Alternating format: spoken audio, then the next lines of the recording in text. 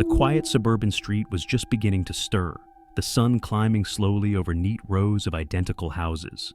But one house stood out, a fortress among homes. Cameras blinked red above the porch, their lenses swiveling with mechanical precision. The faint hum of motion sensors buzzed in the crisp morning air. Inside, Mark sat at his desk, staring at a bank of security monitors. The sound of static buzzes faintly, the click of a mouse echoing through the silence. His hands were restless, clicking through the overnight footage for the third time. Nothing unusual.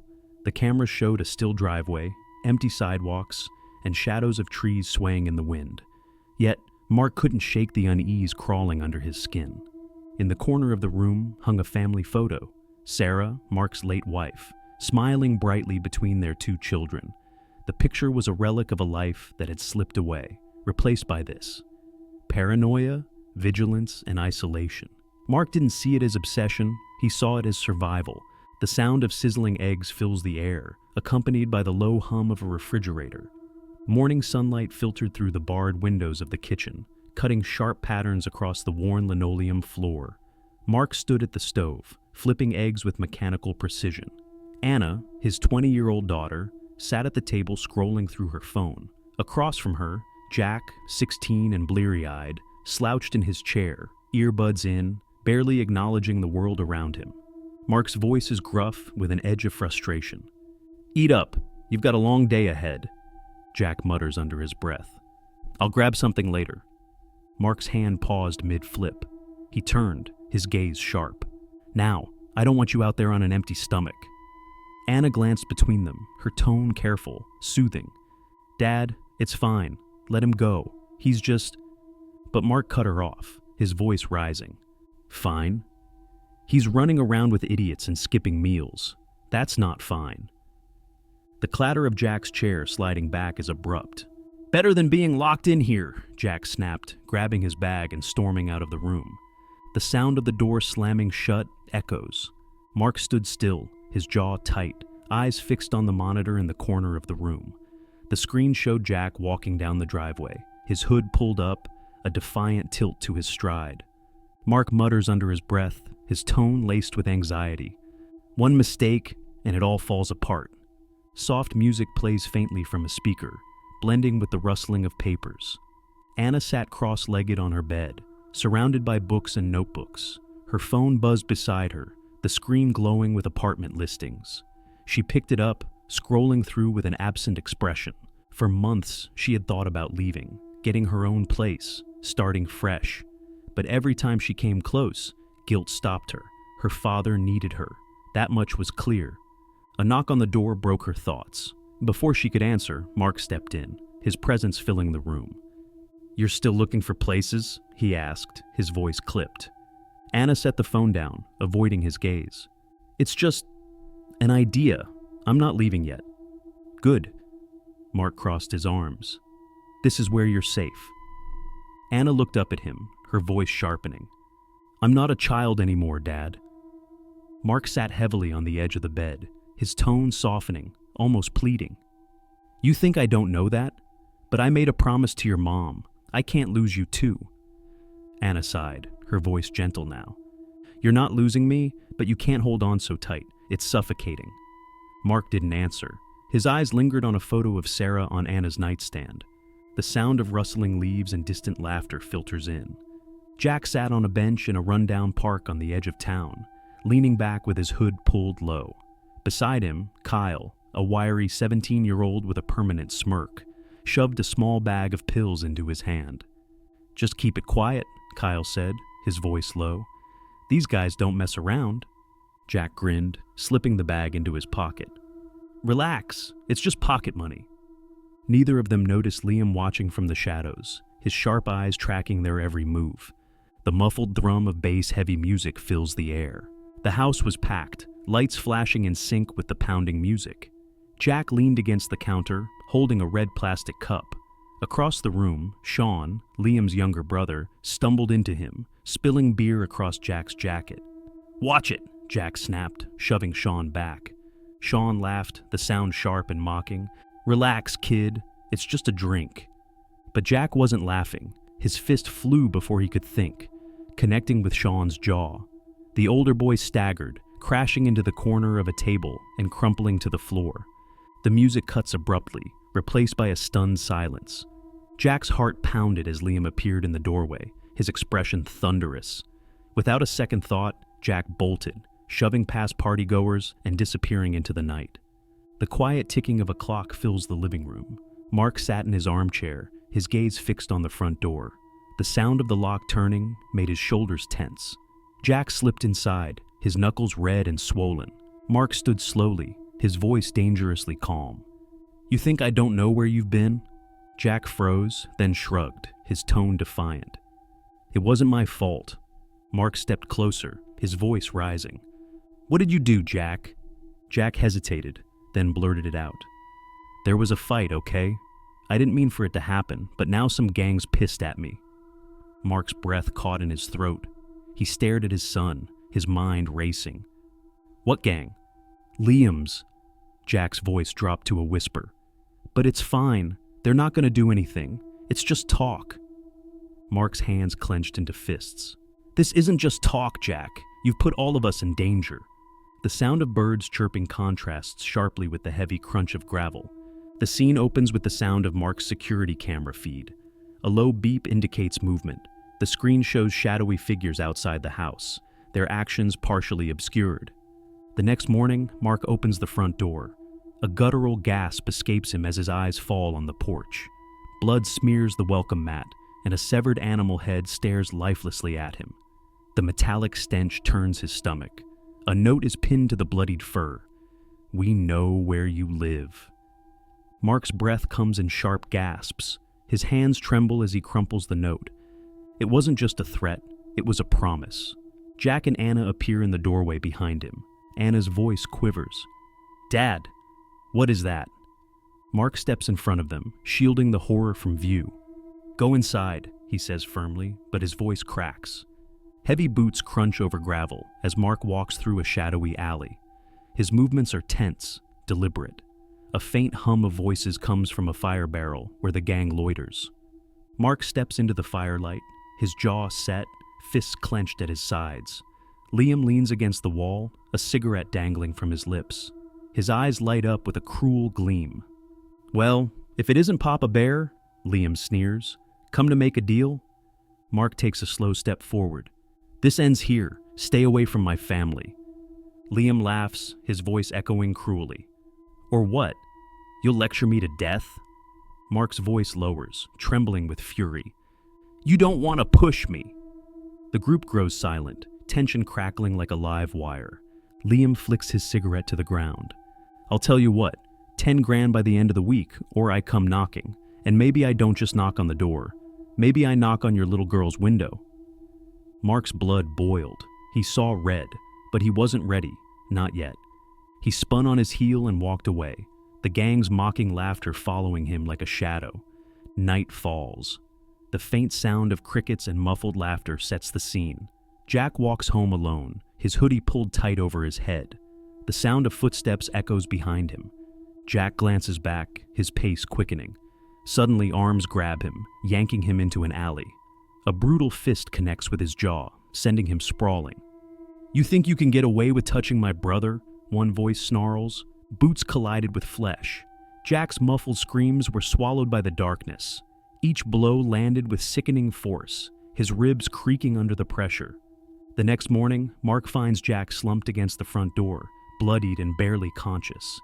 Anna screams, rushing to his side, but Mark pulls her back, shielding her with his arm.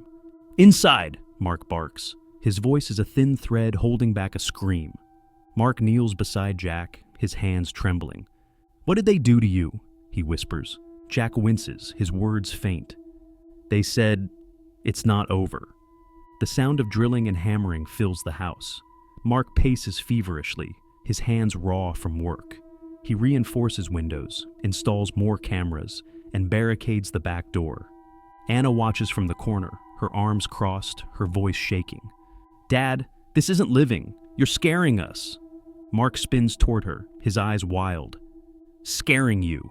You think I'm the one you should be afraid of? Do you even know what's out there?" Anna steps back, her voice breaking.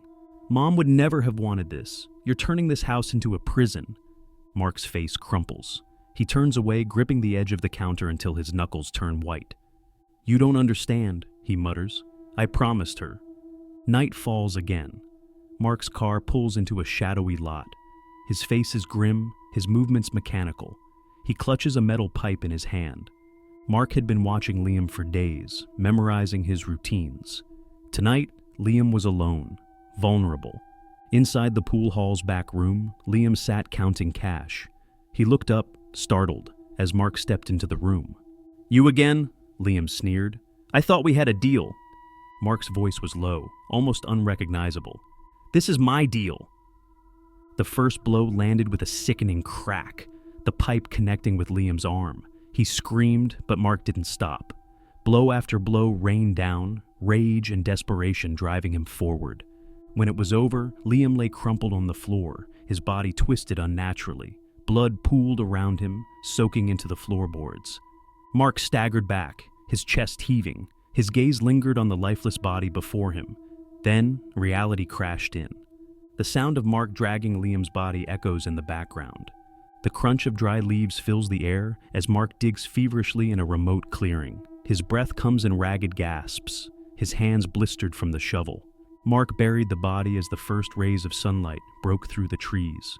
His mind raced, replaying the scene over and over. He couldn't believe what he'd done, but he knew one thing for sure. No one touches my family, he whispered, his voice breaking.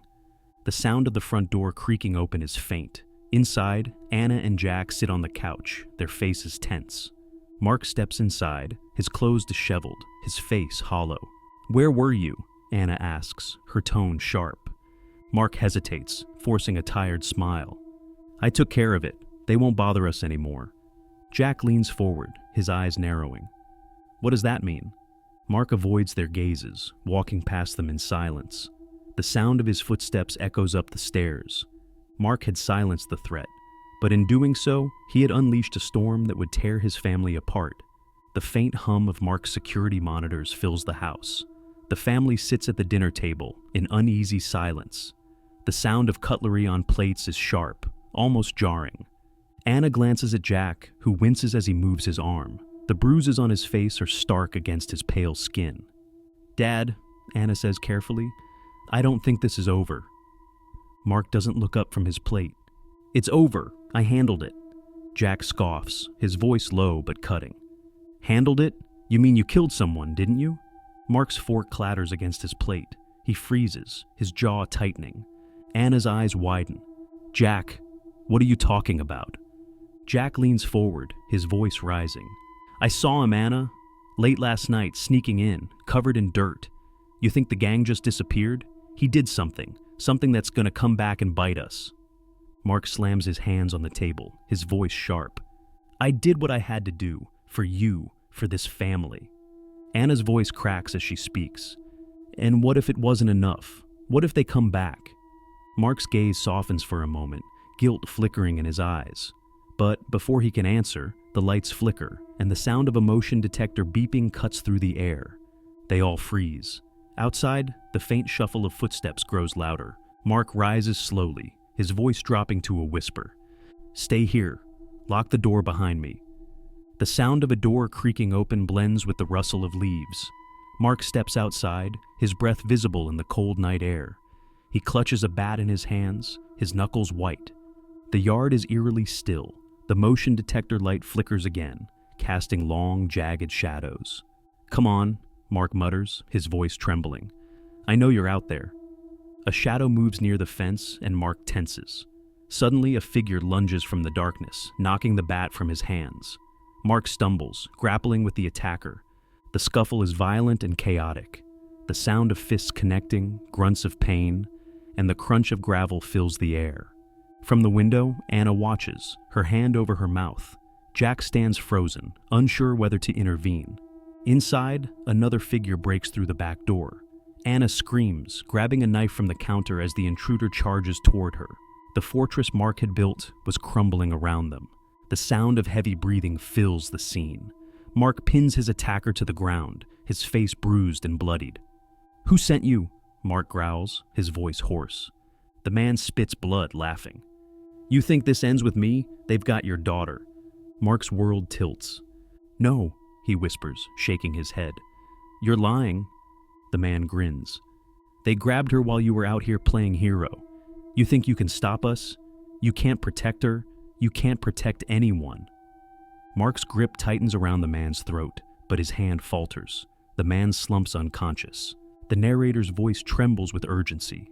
Mark stumbled to his feet, his mind racing. Anna was gone. The scene shifts to a decrepit warehouse on the outskirts of town. Chains rattle in the background as Anna sits tied to a chair, her face streaked with tears. Liam's second in command, Bryce, leans against the wall, a knife glinting in his hand. You should have told your dad to stay out of it, Bryce says, his tone casual. This didn't have to be so messy. Anna glares at him, her voice shaking. You don't have to do this. Bryce chuckles. See, that's the thing. I don't, but I want to. The sound of a car engine roaring interrupts him. Outside, headlights flood the warehouse entrance. Mark steps out, his face a mask of fury. In one hand, he holds a crowbar. In the other, a duffel bag. He shouts into the darkness. I brought what you want. Let her go. Bryce steps forward, smirking. Not so fast. Let's see what Daddy's brought us first. Mark tosses the bag forward. Bryce unzips it, his grin fading as he finds it empty. Where's the money? Bryce growls. Mark raises the crowbar, his voice like steel.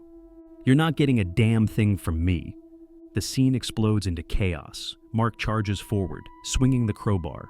Bryce's men retaliate, surrounding him. Anna screams, struggling against her bonds as Mark fights with a wild, desperate energy. The narrator's voice captures the brutality. It wasn't skill that drove him. It was love, a feral, unyielding need to protect. Suddenly, the back door bursts open. Jack appears, wielding a baseball bat. His face is pale, but his grip is steady. Dad! Jack shouts, hurling the bat at one of the attackers. The distraction gives Mark a chance to break free. Together, father and son take down the remaining men, bruised and bloodied, but unbroken. Mark rushes to Anna, cutting her free. She collapses into his arms, sobbing. It's okay, he whispers. I've got you. You're safe now. The family limps back home in silence. The sound of their footsteps is heavy, each step burdened with the weight of what they've endured. Jack collapses on the couch, clutching his side. Anna sits next to him, staring at her hands. Mark stands by the window, staring out into the dark street. Anna's voice breaks the silence. Dad, this isn't over, is it? Mark doesn't answer. His shoulders sag as he rests his head against the window. Jack's voice is low, bitter. It's never over with you, is it? Mark turns to his son, his face etched with pain. I did this for you, for all of us. Jack scoffs, standing up. You did this for you. Mom's dead. You couldn't save her, so now you're just dragging us all down with you. Mark's face crumples, the words hitting like a physical blow. The sound of birds chirping contrasts with the quiet tension in the house. The camera lingers on the family photo hanging on the wall, its glass cracked. Mark sits alone in the living room, staring at the bank of security monitors. The screens flicker, but he doesn't seem to notice. Upstairs, Anna packs her things in silence. Jack watches her from the doorway, his face blank. Are you really leaving? He asks. Anna nods. I have to.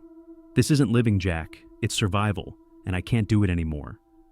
The camera pulls back to show Mark, hunched in his chair, the faint glow of the monitors casting harsh shadows on his face. Mark kept his promise. He protected his family. But in the end, he couldn't save them from himself.